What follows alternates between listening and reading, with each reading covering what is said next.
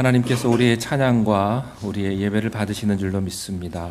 우리가 마음과 정성을 다해서 하나님 앞에 예배하며 또한 이 시간 하나님의 말씀 가운데 하나님의 풍성한 은혜를 경험케 하여 주시옵소서. 우리의 마음을 어루만지 주시는 하나님의 사랑의 터치를 경험하게 하시고 이 시간도 말씀 가운데 임하시는 하나님의 능력을 경험하게 하여 주옵소서. 전하는 자의 죄된 입술은 감추어 주시고 오직 성령님께서 이 시간을 주장하여 주옵소서. 예수님의 이름으로 기도하옵나이다. 아멘. 자, 말씀 함께 나누도록 하겠습니다. 지난주에 이어서 삼손 두 번째 말씀을 함께 나누도록 하겠습니다. 자, 하나님의 사자가 마노아 부부에게 나타나서, 마노아 아내죠, 부인에게 나타나서 임신하게 될 것이다. 그리고 아들을 낳을 것이라고 하는 그 예언의 말씀을 전합니다. 그리고 세월이 지나서 마침내 삼손이 태어납니다. 자, 그런데 약속의 삼손, 약속의 말씀으로 태어났던 이 삼손이 그가 자라면서 범상치 않은 일들이 일어나게 됩니다. 자, 먼저 13장 24절 25절을 함께 읽겠습니다. 시작. 그 여인에게 아들을 낳음에 그의 이름을 삼손이라 하리라. 그 아이가 자라매 여호와께서 그에게 복을 주시더니 소라 에스다올 사이 마데란에서 여호와의 영이 그를 움직이기 시작하였더라. 하나님의 아이가 기도로 태어났고 또 거룩한 부모의 준비 속에서 태교로 준비했던 이 아이가 태어났을 때 어떻게 됩니까? 자라면서 모든 과정에서 그에게 하나님의 복이 임하게 됩니다. 이 복은 세상이 알 수 없는 어떤 거룩한 임재와 하나님의 터치가 그에게 느껴졌다고 하는 것입니다. 저는 여러분들의 자녀들에게 이런 하나님의 임재와 하나님의 만지심이 함께 하시기를 축원합니다. 사사가 여러 명이 있는데 이 사사들 가운데 오직 유일하게 한 사람, 삼손만 잉태되기 전부터 하나님으로부터 사사로 부름을 받은 사람입니다. 그런 면에서 학자들은요, 삼손은 불완전한 모습이었지만 신약시대 예수님을 예표한다고 그렇게 봅니다. 하나님께서 먼저 찾아오셔서 구원자를 태어나게 하신 것이죠. 블레셋의 압제 중에 아무것도 못하던 이스라엘처럼 우리는 죄의 노예가 되어서 아무것도 할 수 없는 존재였는데 하나님께서 우리에게 먼저 오셔서 우리를 죄에서 구원할 예수님을 태어나게 하십니다. 이스라엘은 블레셋의 침략을 받으면서 하나님 앞에 살려달라고 부르짖지도 못했어요. 마찬가지로 우리도 죄의 노예로 살면서 죄 가운데 있으면서도 하나님께 살려달라고 부르짖지도 못하고 있었을 때에 하나님께서 먼저 구원자를 보내주셨습니다. 그러므로 구원이라고 하는 것은 우리의 노력이나 기도의 응답이 아니고 하나님의 주도적인 은혜인 줄로 믿습니다. 우리가 그를 사랑함은 그분이 먼저 우리를 사랑하셨기 때문입니다. 우리가 부모님을 사랑하는 것은요, 우리가 먼저 사랑한 것이 아니고 부모님이 자식을 먼저 사랑했기 때문이죠. 이 마노아는요, 새 생명을 주신다는 사실에 감사해서 염소 새끼를 잡아서 자기의 최고를 하나님께 베스트로 드렸지만 하나님은 이미 자기 자신의 베스트 예수 그리스도를 십자가에 죽게 하셔서 그 피로 우리의 죄값을 사해 주셨습니다.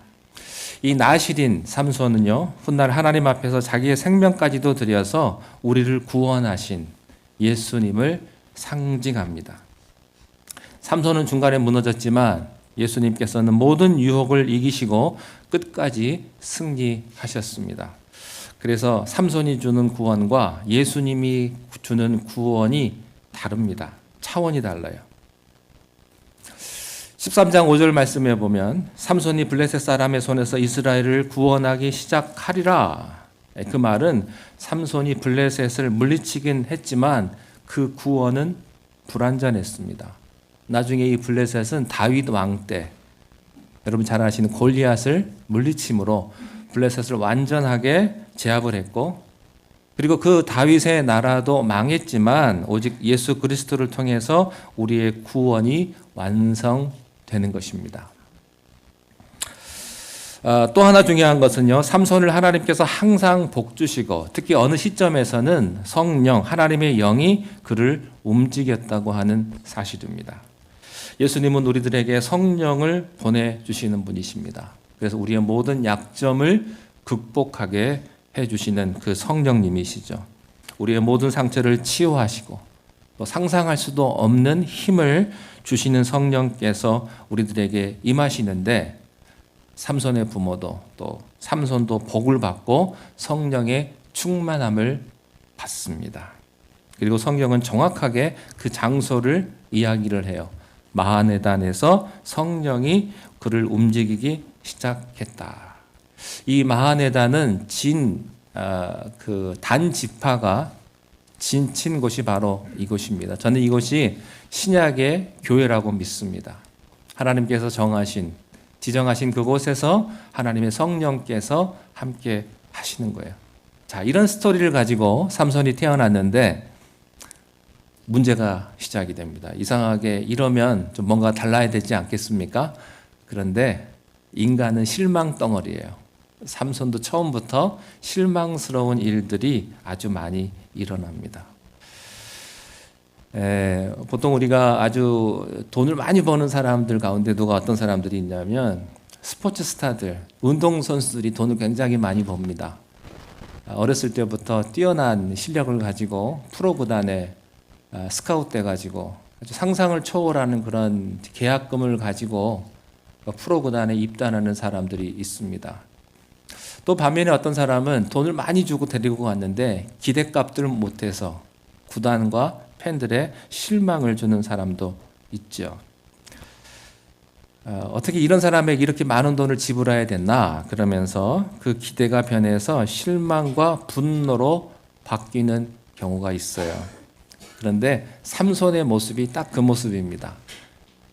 태어나기 전부터 하나님이 지명해가지고 그렇게 성령이 함께한 그런 유아 시절을 보냈는데 뚜껑을 열고 보니까 참 이럴 수가 있을까 할 정도로 삼손이 참 문제가 많은 그런 모습들을 보여줘요.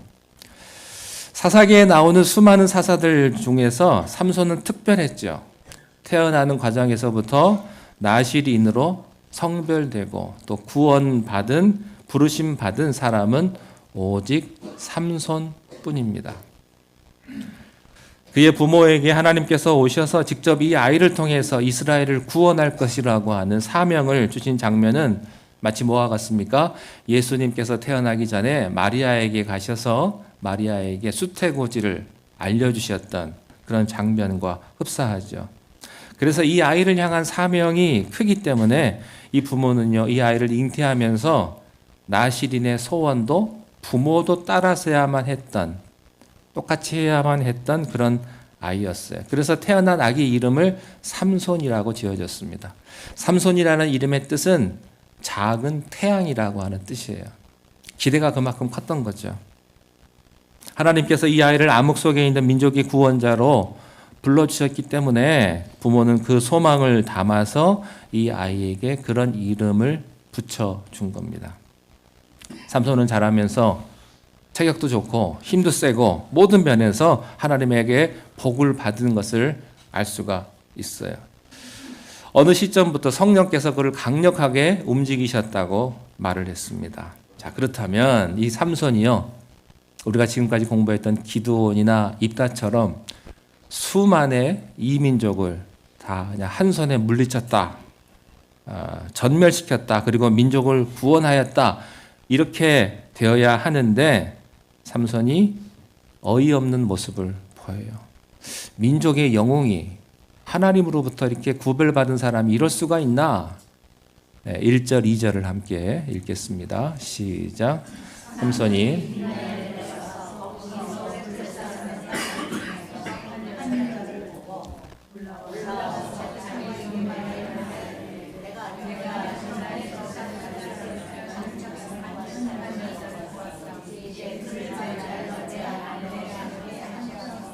아멘. 자, 지도를 좀 준비가 됐습니까? 지도를 좀 보시면 예루살렘이 있고 딥나는 블레셋 땅입니다. 딥나 오른쪽에 보면 소라가 있죠. 소라가 바로 이 삼손이 있는 지역이고요. 이 딥나는 가장 오른쪽에 있는 블레셋 지경인데 이 소라 땅에 있던 삼손이 딥나까지 간 거예요. 블레셋 땅까지 간 것입니다. 이 블레셋은 해양 민족입니다. 지중해를 끼고 있어서 바다에서 에그론 가사를 비롯한 그 5개 해양 도시의 연합체가 바로 이 블레셋인데 이 딥나가 예루살렘 깊은 곳까지 들어온 지역입니다. 그러니까 삼손이 사는 지역이 소라였고 또 예루살렘에서도 가까운 이스라엘과 블레셋의 경계가 되는 곳이죠. 삼손이 이 딥나에 왜 갔을까? 우연히 갔을까? 잠깐 갔을까? 아닙니다. 이 말을 조금 더 정확하게 번역을 하면 계속해서 오고 가며 교류가 있었다는 거예요.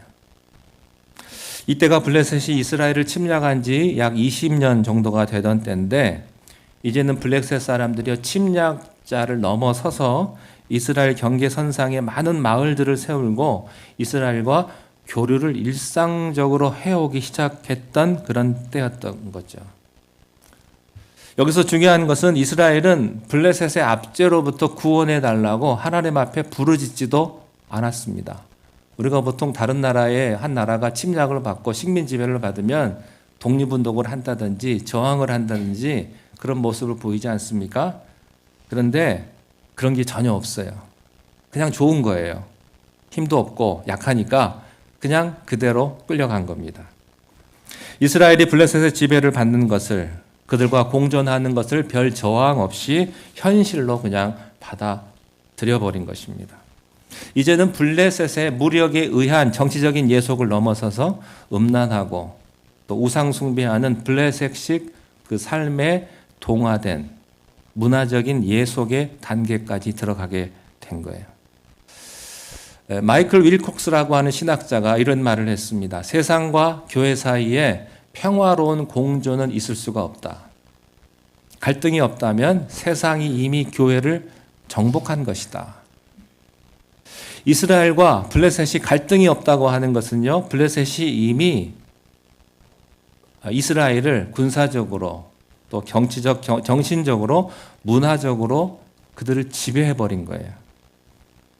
문제는 뭐냐면요, 그 블레셋을 몰아낼 구원자로 부름받은 삼손도 그 시대에 편승해서 젊을 때부터 블레셋 마을을 오고 가면서 그 문화권에 발을 담고 있었다고 하는 사실입니다. 1절, 2절에서 그것을 볼 수가 있어요. 그래서 2절을 보면 삼손이요, 자기 부모에게 말합니다. 내가 블레셋 마을에서 한 여자를 보았사오니 나 그 여자 좋아합니다. 이렇게 말을 합니다. 좋아할 수 있죠. 남자가 여자 보는데 좋아하는 마음 생길 수 있죠. 그런데 이 말의 언어적인 번역은 이런 거예요. 내 눈에 그 여자가 쏙 들어왔습니다. 아마도 그 블레셋 여인이 대단한 미인이었던 것 같습니다.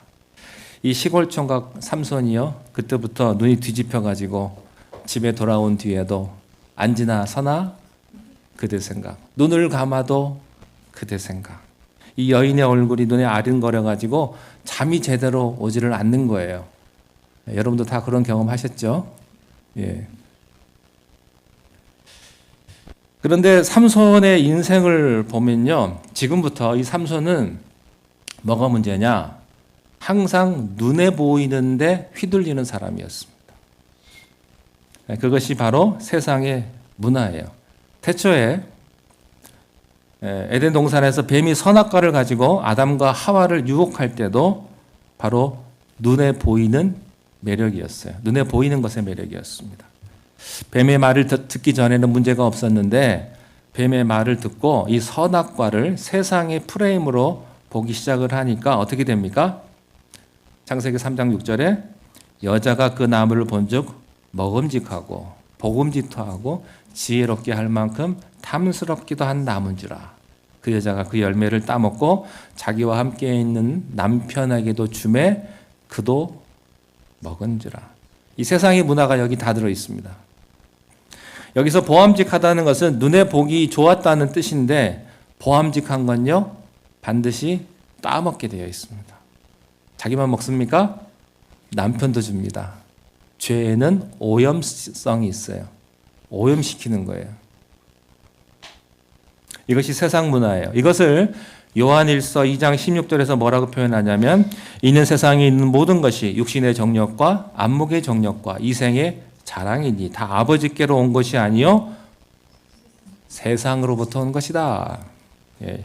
여기 안목의 정욕이 바로 창세기에서 말하는 보암직도 하다는 그런 눈의 매력이에요. 여러분, 세상의 영은 항상 시각적으로 유혹을 합니다.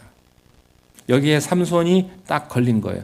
눈에 보이는 것을 따라서 움직이는 그 욕심이 세상의 모든 욕망의 핵심인 거죠.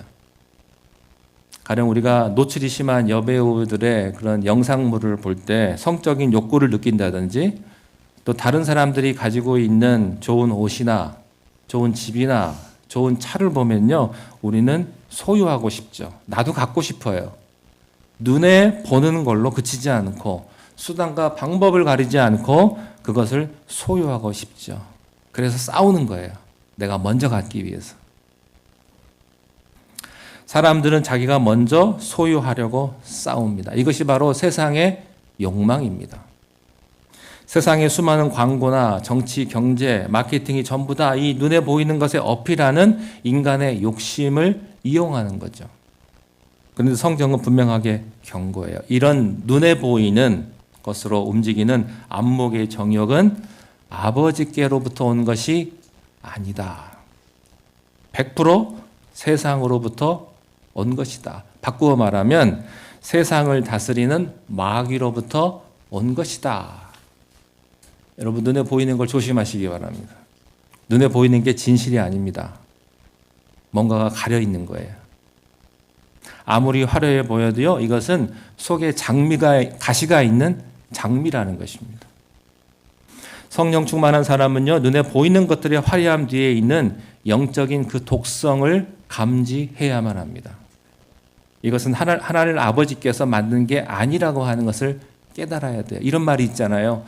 엄마가 만들어주지 않은 음식은 불량식품일 가능성이 많다.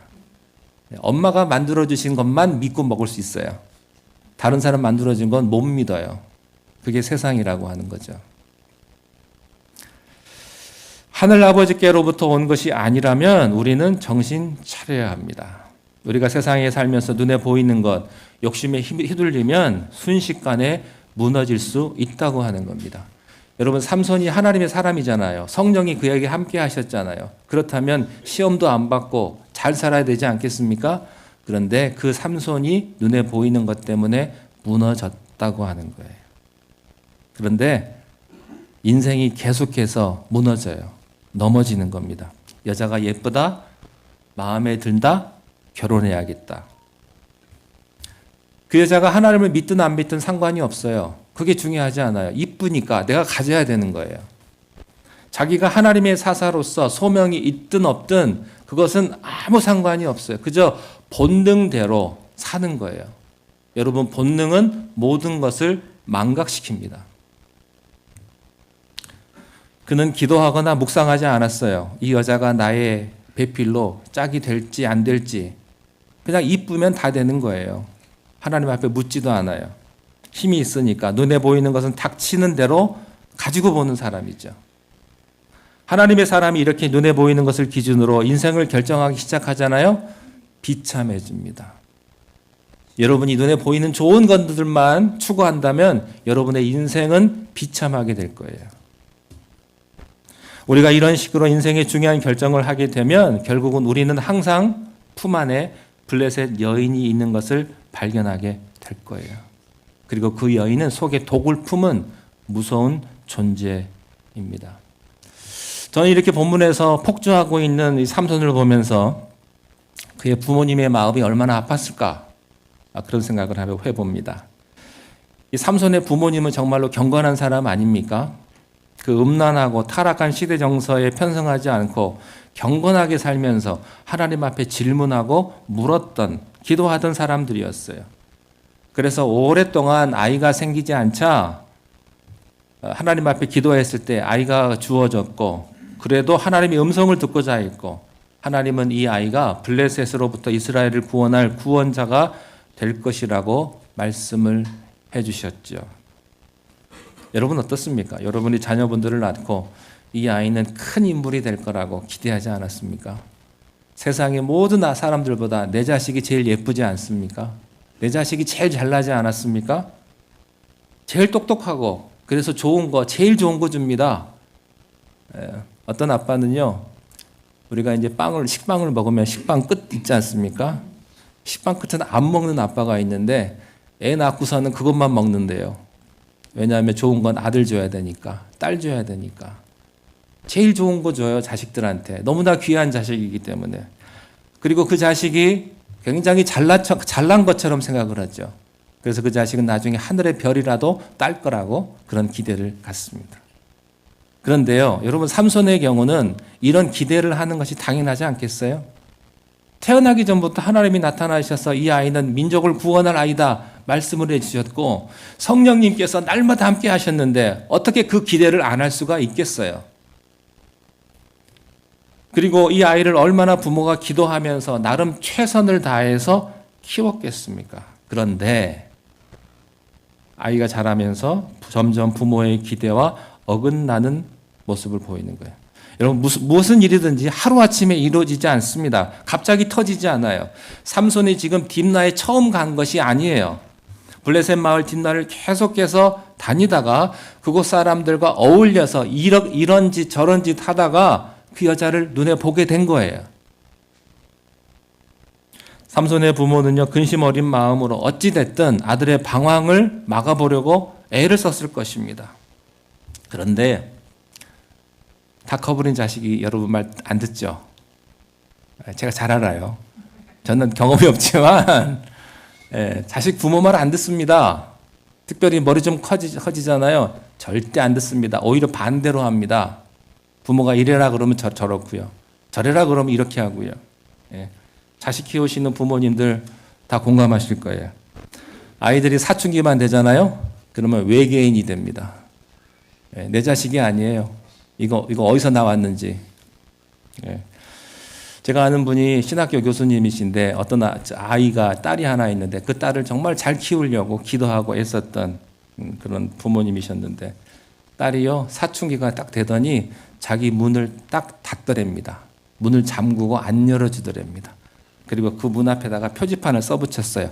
아빠 출입 금지. 아버지는 딸을 위해서 기도하고 정말로 사랑하는 눈에 넣어도 안 아픈 그 딸을 위해서 기도하며 그렇게 교통하고 얘기하고 대화하는 친구 같은 아버지가 되기를 원했는데 이미 딸에게는 아빠는 너무 먼 사이가 되어버린 거죠. 대화가 안 돼요. 삼손을 바라보는 이 부모의 마음도 그랬을 것입니다. 그리고 어느 날 대형 사고가 터진 거예요. 왜 불길한 예감은 항상 들어맞는 걸까? 이 삼손이 블레셋 여인과 결혼을 하겠다는 것입니다. 아마 부모는 충격을 받았을 것입니다. 지금도 그렇지만 특별히 그 당시의 결혼은요, 당사자들끼리 하는 결혼이 아닙니다. 여러분 결혼은 가정과 가정이 하는 게 결혼 아니겠습니까? 특별히 옛날에는요, 결혼도 부모님이 시키면 하지 않았습니까? 이 사람하고 결혼해 그러면 얘하고 가서 결혼하고 그런 시대가 있었죠. 결혼은 집안과 집안이 1대1로 엮이는 거예요. 요즘은 많이 그렇지 않습니다만 그런데 민족의 구원자로 부르심 받은 아들이 블레셋을 물리치는 게 아니라 블레셋 여인과 결혼을 해서 그 블레셋과 교류하는 가문의 연을 맺겠다고 하는데 부모가 얼마나 놀랬겠어요. 반대할까요? 안 할까요? 당연히 반대하죠. 3절을 보겠습니다. 시작. 그의 부모가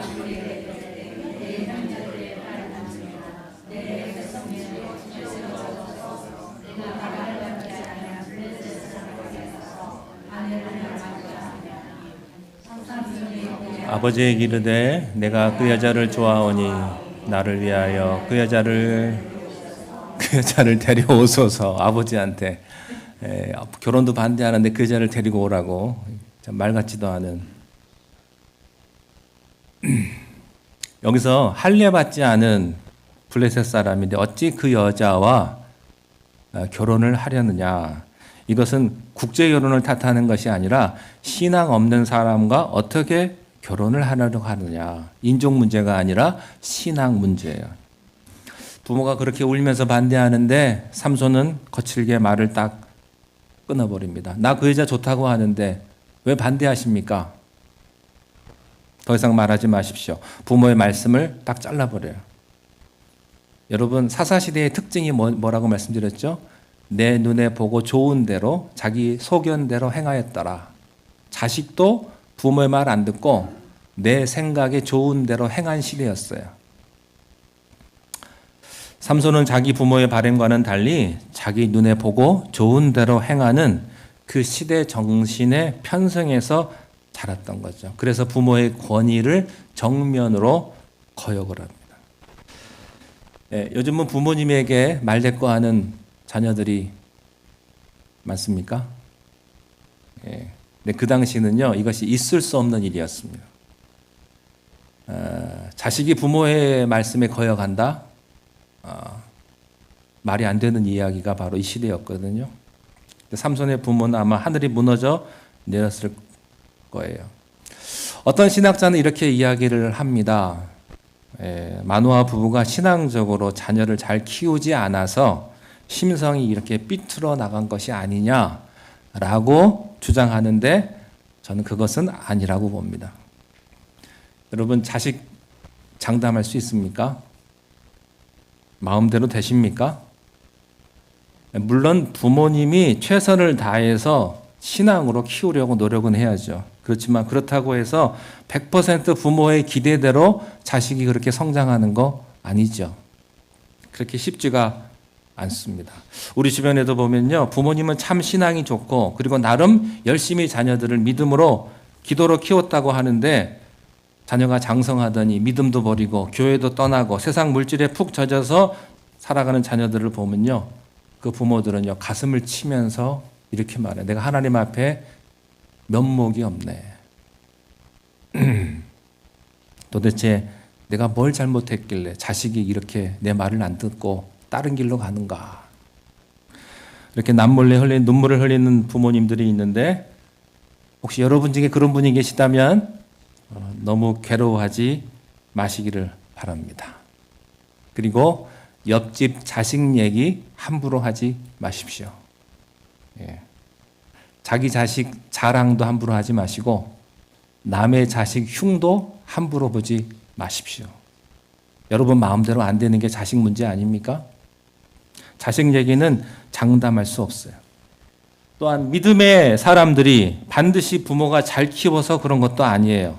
어떤 집을 보면요, 부모는 별로 신앙도 없고 별론데 아이들이 하나님의 은혜로 잘 큰 집안도 있더라고요. 그런데 그걸 가지고 부모가 간증하면서 마치 자기가 다 아는 것처럼 그렇게 얘기를 하면 안 되는 거죠. 그런 아이들도 부모가 아닌 하나님의 은혜로 컸듯이 삐뚤어 나가는 자녀들도 반드시 부모가 잘못 키워서 그런 것만은 아니에요. 물론 부모의 신앙교육도 큰 요소이긴 하겠습니다만 아이가 자라면서 여러 가지 수많은 변수들이 작용을 해요. 자식을 하나 키우는데 마을 통째로 들어간다고 그렇게 얘기하지 않습니까? 아이가 자라면서 이 아이가 어떤 친구를 만나는지, 어떤 선생님을 만나고, 어떻게 이사를 가고, 이민을 가고, 환경이 바뀌면서 어떤 책을 읽었는지 이런 복잡한 변수들이 다 들어가기 때문에 자녀 잘못되는 건요, 다 100% 부모 잘못이라고 말할 수 없는 거예요. 한 예로 기독교 역사에 큰 족적을 남긴 어거스틴이라고 하는 목사님이 있습니다. 그분에게는 경건한 어머니 모니카가 있었어요. 어머니가 눈물로 자식을 평생을 그렇게 기도하면서 키웠는데도요, 이 자식이 10대, 20대 그렇게 방탕하며 살 수가 없어요. 술과 여자를 가까이 하고요, 이단으로 빠지기도 하고요. 어머니가 그렇게 기도했는데도 자식이 그렇게 형편없으니 사람들은 다 혀를 찼습니다. 아니 어떻게 저런 엄마 밑에서 저런 자식이 나왔나. 왜 저렇게 엉망이냐. 모든 사람들이 어거스틴과 그의 자식을 흉봤어요. 그러나 어머니는 기도를 포기하지 않았고요. 그리고 그는 마침내 회개하고 돌아와서 기독교 역사의 한 획을 긋는 아주 놀라운 목사님이 되지 않습니까? 이삭 리버가 같은 믿음의 부모 밑에서도요, 에서와 같은 세상적인 욕심을 추구하는 거친 사냥꾼도 나오고요. 또 야곱같이 남의 뒤통수 치는 그런 사기꾼 같은 자식도 나와요. 처음에 그걸 보면 어떻게 아니 리브가와 그 이삭과 같은 그런 믿음의 부모가 자식 농사를 저렇게 지을 수 있겠느냐라고 비난할 수도 있겠지만 훗날 어떻게 돼요? 야곱이 그래도 야복강에서 꼬꾸라져 가지고 나중에는 12지파의 이스라엘 12지파의 조상이 되지 않습니까? 끝까지 가봐야 돼요. 그래서 여러분 남을 판단하기는 쉽지만 정작 아무도 장담하지 못하는 게 자식 문제예요. 여러분 우리 모두 겸손하게 하나님 의지해야 될 줄로 믿습니다. 여러분 자식 문제는요. 여러분 돌아가실 때까지 자식을 위해서 기도하셔야 돼요. 여러분께서 기도를 멈추지 않는다면 여러분의 모든 환경은 다 역전될 수 있다고 믿습니다. 하나님은 아직도 보이지 않는 곳에서 일하고 계세요. 그리고 남의 자식 얘기 함부로 하지 마십시오. 내 자식은 이런데 왜 너는 그러냐? 비교하지 마십시오. 여러분 믿음을 가지고 자녀를 위해서 기도하면서 기다리시면 하나님께서 반드시 여러분의 자녀를 축복하시는 줄로 믿습니다. 기도하겠습니다. 하나님 아버지, 사랑하는 우리 성도님들의 가족을 축복하시고 참 이 세상에 뿌리인 우리 성도님들의 가정이 든든히 세워지게 하시고 자녀들을 향한 부모님의 기도를 하나님께서 들으셔서 하나님 모든 자녀들이 하나님의 은혜 가운데 거하며 하나님의 인도하심을 경험하는 복된 가정이 될 수 있도록 축복하여 주옵소서. 예수님의 이름으로 기도하옵나이다. 아멘.